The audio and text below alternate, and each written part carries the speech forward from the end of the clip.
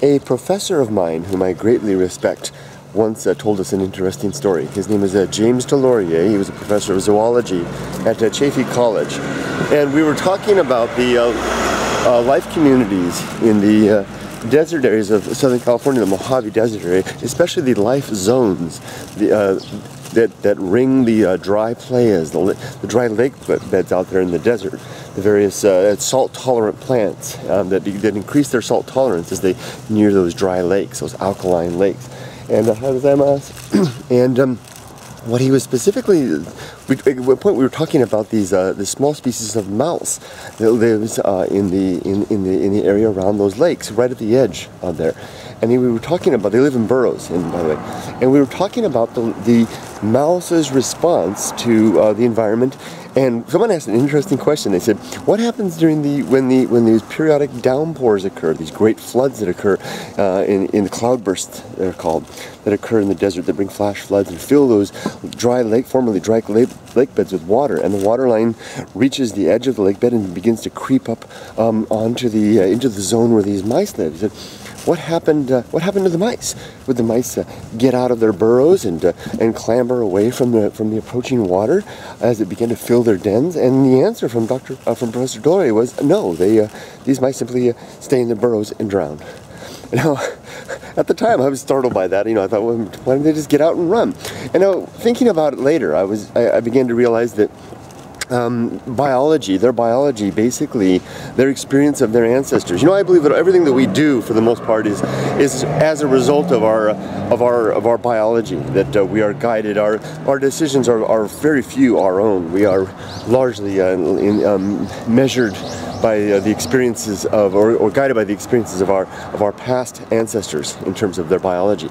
And clearly, in the case of these little mice, when danger approaches at the burrow's door, it's a much better thing to remain in the burrow and not try to get out and go somewhere else. You'll die if you do that, rather than you have a better chance if you stay inside. So as a result, they stay inside and they drown and they die. They don't get out and move. Now, why does that have anything to do with us? Well, I was thinking about human beings. Now, we are certainly more complex creatures in terms of our brains. We have larger brains and sections of our brains that are better developed, or more completely, or more largely developed than with those mice. So we can think on their own. So we like to think. Well, we can. But largely, a lot of those thoughts are basically bigger calculations, yet guided by the same direction from our ancestry.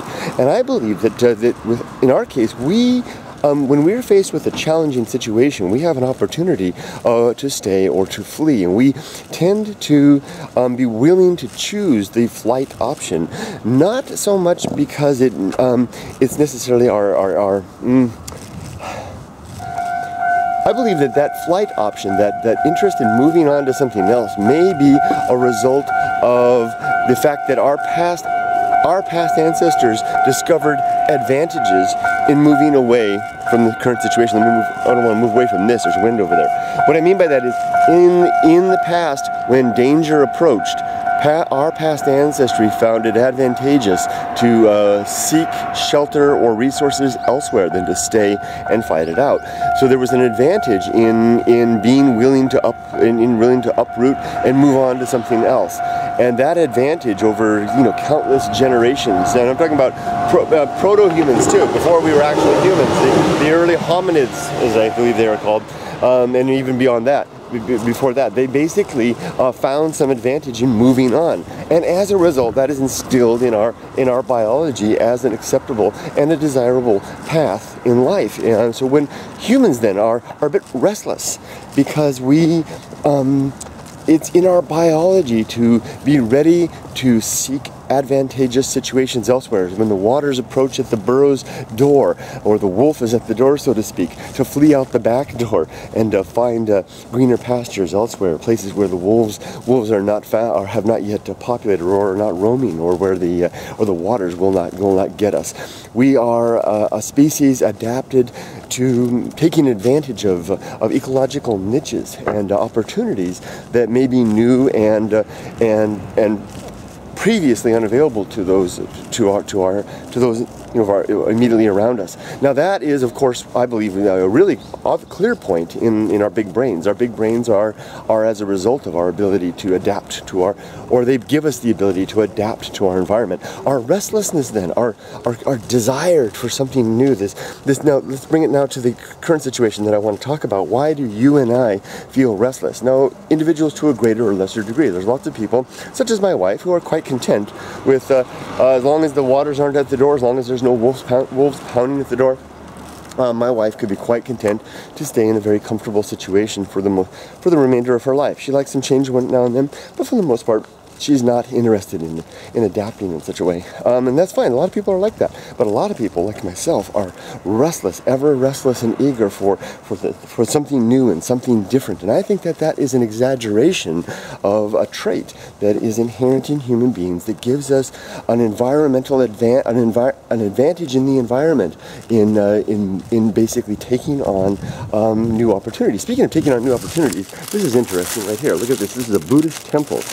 Buddhist temple in this area, and there is something new that I haven't seen before.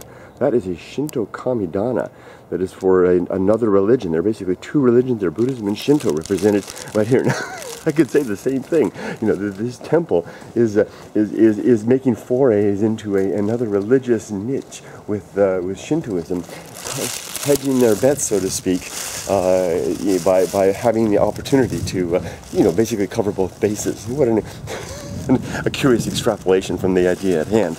So basically, back to the point, and I'll summarize now. The restlessness that you and I feel, the antsy feet that we sometimes feel to get on to something else, to experience some new chapter in life, some new episode of life, may be more than just intellectual curiosity or desire for a rich and diverse life. It may have its roots founded in the advantage gained by our ancestors in being willing to drop everything in a moment's notice and seek out greener pasture somewhere else.